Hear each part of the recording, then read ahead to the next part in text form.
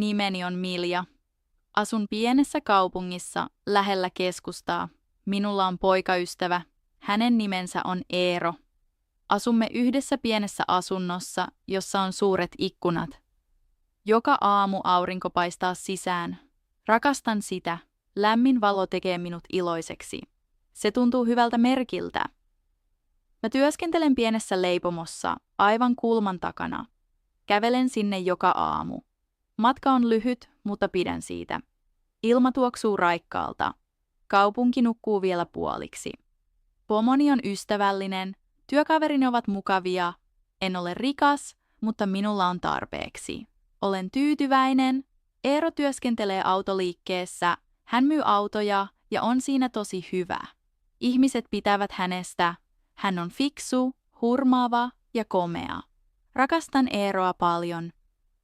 Olemme olleet yhdessä jo muutaman vuoden. Hyviä vuosia. Syömme illalla aina yhdessä. Katsomme elokuvia, juttelemme ja nauramme.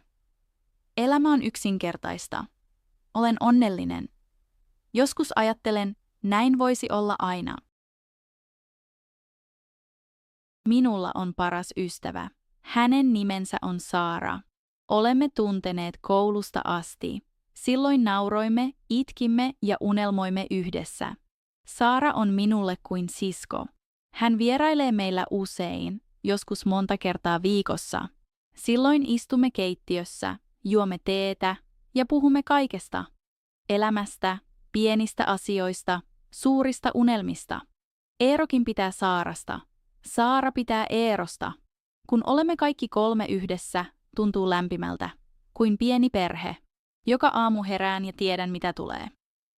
Mä menen töihin, tulen kotiin. Eero on siellä. Laitamme ruokaa yhdessä. Syömme, nauramme. Joka ilta ajattelen, olen niin onnellinen. Minulla on Eero. Minulla on Saara. Mitä voisi mennä pieleen? Mutta siitä jokin muuttuu. Aluksi ne ovat vain pieniä asioita, hiljaisia asioita. Asioita, joita tuskin näkee. Eero tulee iltaisin myöhemmin kotiin. Ensin vain vähän myöhemmin, sitten paljon myöhemmin. Kysyn häneltä miksi. Hän sanoo, että töissä on nyt stressiä. Uskon häntä. Luotan Eeroon. Miksen luottaisi? Eero katsoo myös puhelintaan paljon useammin. Ruuan aikana, sohvalla, keskellä puhetta. Joskus hän hymyilee silloin hyvin hiljaa, melkein salaa. Kysyn, mikä on niin hauskaa. Hän sanoo, ei mikään, vain viesti työkaverilta. Uskon häntä, mutta joku minussa ei usko kokonaan. Sitten Eero hiljenee. Ennen puhuimme kaikesta. Päivästämme, unelmistamme, elämästä. Nyt hän istuu sohvalla ja tuijottaa televisiota. Mutta hänen silmänsä ovat tyhjät. Hän ei ole oikeasti läsnä. Kysyn häneltä, oletko kunnossa? Hän sanoo kyllä. Hän sanoo, että on vain väsynyt. Haluan uskoa häntä. Yritän. Mutta yöllä, kun on hiljaista, tunnen sen. Jokin on pielessä. En vain tiedä, mikä. Puhun asiasta Saaralle. Hän tulee kylään, istumme keittiössä, tee höyryä. Ulkona on harmaata. Kertaan hänelle kaiken, että Eero tulee niin myöhään, että hän ei enää puhu, että hän katsoo koko ajan puhelinta, että tunnen itseni yksinäiseksi, vaikka hän istuu vieressäni. Saara kuuntelee. Hän on hetken hiljaa. Sitten hän hymyilee. Hän sanoo, älä huoli, Eero rakastaa sinua. Miehet ovat joskus sellaisia, anna hänelle vain vähän aikaa. Huokaisen. Tunnen heti oloni paremmaksi. Saara tuntee minut. Saara tuntee Eeron. Hän ei valehtelisi minulle. Siispä odotan. Olen kärsivällinen. Teen Eeron lempiruokaa. Hymyilen hänelle. En enää kysy mitään. Annan hänelle tilaa. Mutta Eero pysyy erilaisena. Hän tulee yhä myöhään kotiin. Hän katsoo yhä puhelintaan. Hän puhuu yhä tuskin mitään. Kotimme tuntuu nyt erilaiselta. Ei enää lämpimältä. Ei enää elävältä. Suuret ikkunat päästävät yhä auringon sisään, mutta en tunne valoa enää. Saara vierailee meillä yhä. Hän halaa minua, kysyy miten voin ja sanoo, älä huoli. Yritän uskoa häntä, mutta huomaan jotakin. Kun Saara on täällä, Eero on eri ihminen. Hän nauraa kovempaa. Hän puhuu enemmän. Hänen silmänsä loistavat. He vitsailevat niin, etten ymmärrä. He katsovat toisiaan joskus vain hetken, mutta näen sen. Se katse. Se ei kuulu minulle. Istun vieressä ja tunnen itseni vieraaksi omassa kodissani. Nämä kaksi ovat rakkaimmat ihmiseni. Silti tunnen itseni yksin. Eräänä iltana Eero puhelin on pöydällä. Otan sen käteeni vain hetkeksi. Haluan katsoa kellonajan, mutta näen viestin. Se on Saaralta. Luen sen. Vain muutama sana. Mutta nuo sanat muuttavat kaiken. Sydämeni pysähtyy, käteni tärisevät, lasken puhelimen alas, istun lattialle. Ehkä ymmärsin väärin, ehkä se ei merkitse mitään. Mutta tiedän, etten ymmärtänyt väärin ja tiedän, että se merkitsee jotakin. Nyt näen kaiken toisin. Jokaisen pienen eleen, jokaisen hymyn, jokaisen suljetun oven. Eero menee toiseen huoneeseen, kun Saara soittaa.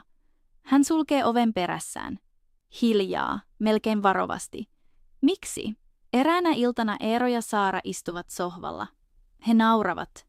He juttelevat. Minä istun nojatuolissa vain muutaman askeleen päässä, mutta heille minä en ole siellä.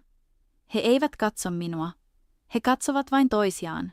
Nousen ja menen keittiöön. Kukaan ei huomaa. Kukaan ei sano nimeäni.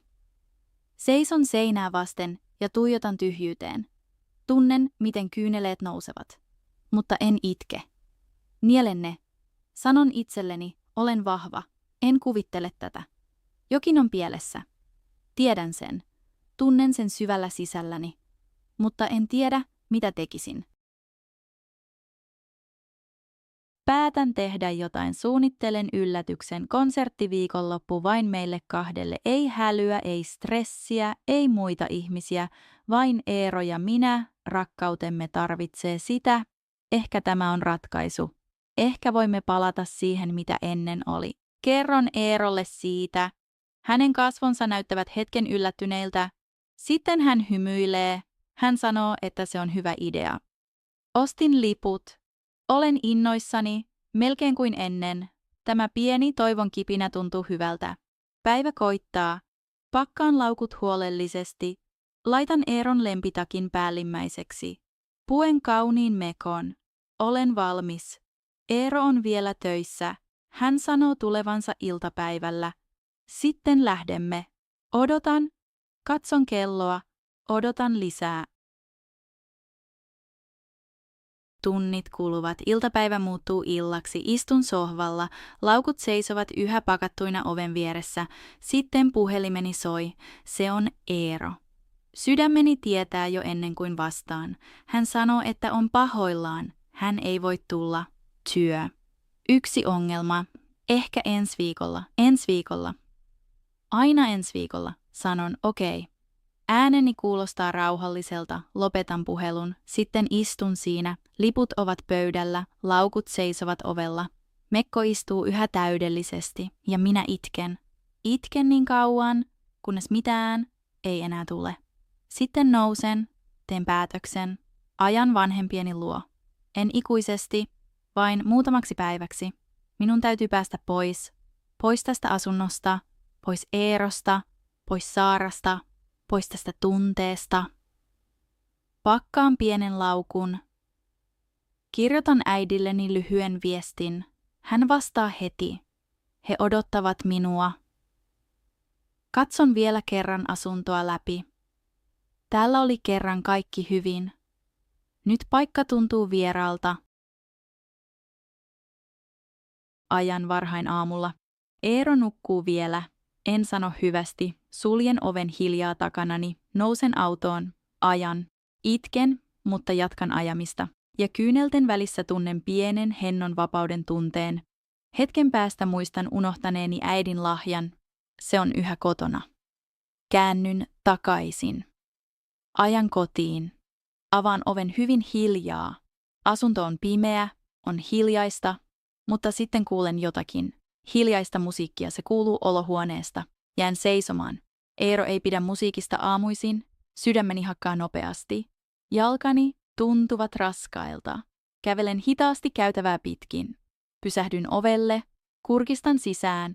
Sohvalla istuu 2 ihmistä, hyvin lähellä toisiaan. Se on Eero. Se on Saara. He suutelevat. Hitaasti, kuin heillä olisi koko maailma aikaa. En voi liikkua. En voi puhua. Tuskin pystyn hengittämään. Poikaystäväni. Paras ystäväni. Sohvallani. Kodissani. Sydämeni ei murru. Se on vain poissa. Kuin sitä ei olisi koskaan ollutkaan. Sitten Eero avaa silmät, hän näkee minut.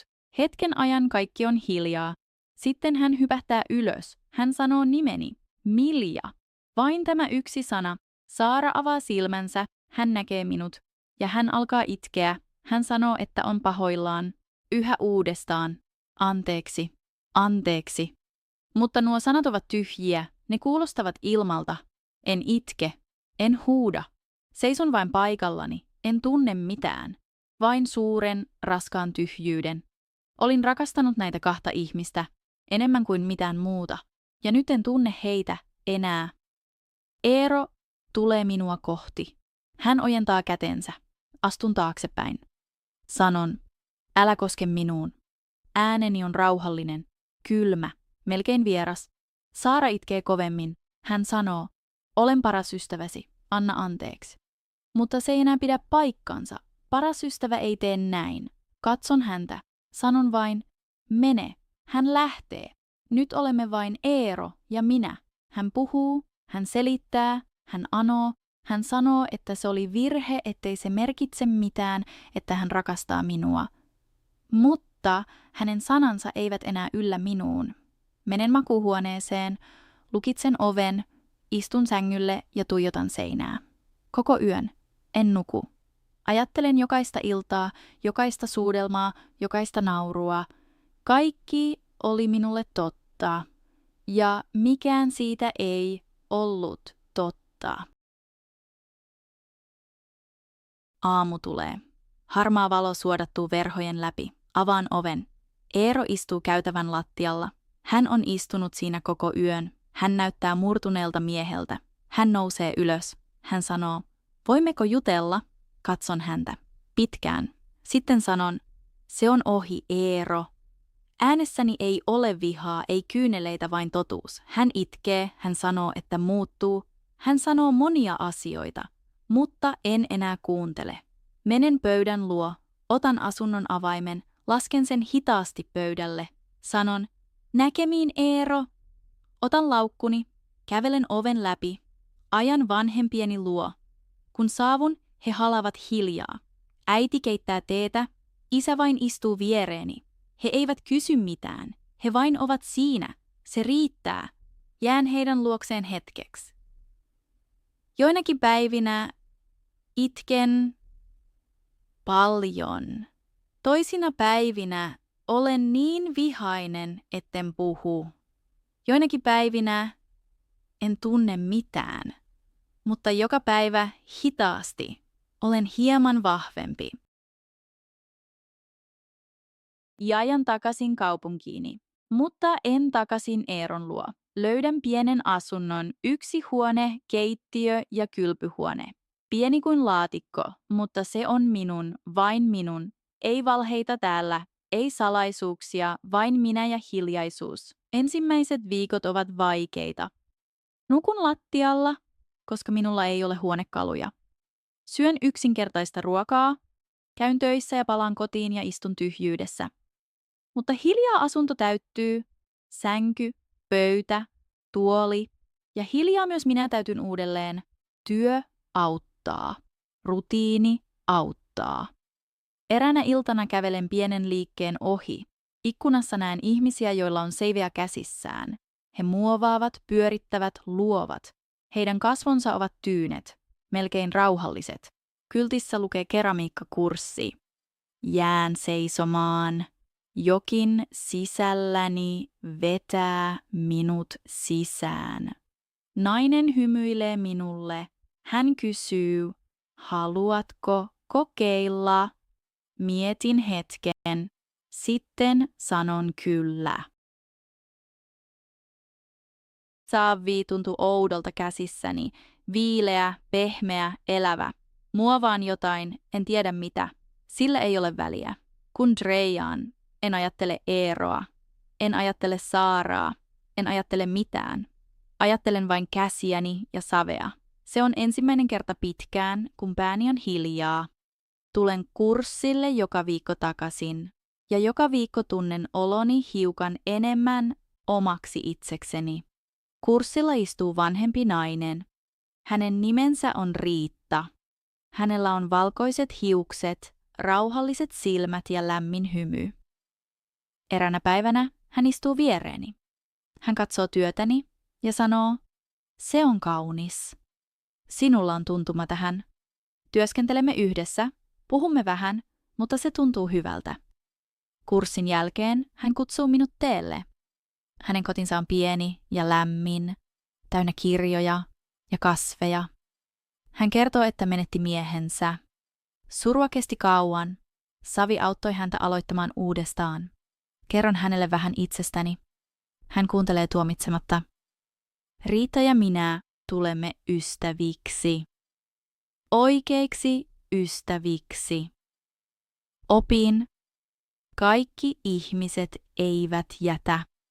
Jotkut vain jäävät. Aika kulkee eteenpäin. Hitaasti, mutta se kulkee. Huomaan, että hymyilen taas. En siksi, että on pakko, vaan koska se vain tulee. Eräänä päivänä kävelen puiston läpi. Ilma tuoksuu syksyltä. Sitten näen hänet, Eeron. Hän seisoo polulla muutaman askeleen päässä. Hän näkee minutkin.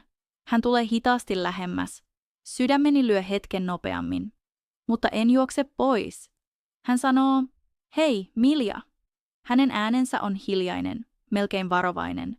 Hän näyttää erilaiselta, laihemmalta, väsyneemmältä. Hän sanoo, että hän ja Saara ovat eronneet. Hän sanoo, että se oli virhe. Hän sanoo, että hän ikävöi minua. Kuuntelen häntä. Odotan, että jokin minussa herää. Rakkaus, viha, kipu, mutta sisälläni on vain hiljaisuus. Ja vähän sääliä. Sanon. Olen pahoillani, että olet surullinen, Eero. Toivon sinulle kaikkea hyvää. Sitten jatkan matkaa. En katso taakseni. Ja ensimmäistä kertaa se tuntuu todella kevyeltä. Keraamiset työni paranevat koko ajan.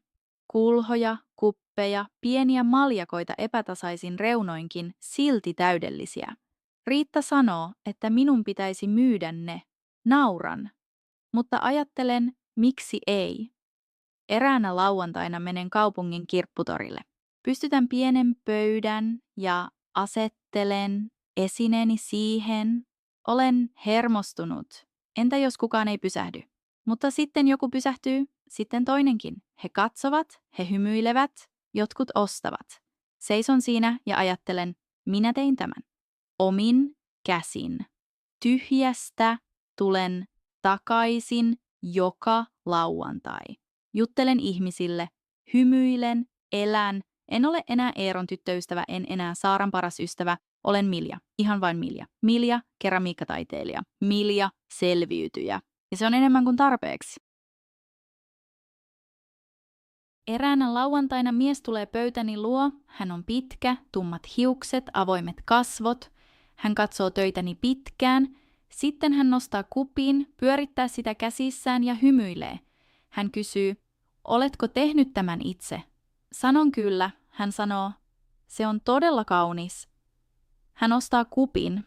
Hän sanoo, että hänen nimensä on Lauri. Sanon, että olen Milja. Juttelemme hetken. Hän on ystävällinen, mutta ei tungetteleva. Seuraavana lauantaina hän tulee uudestaan.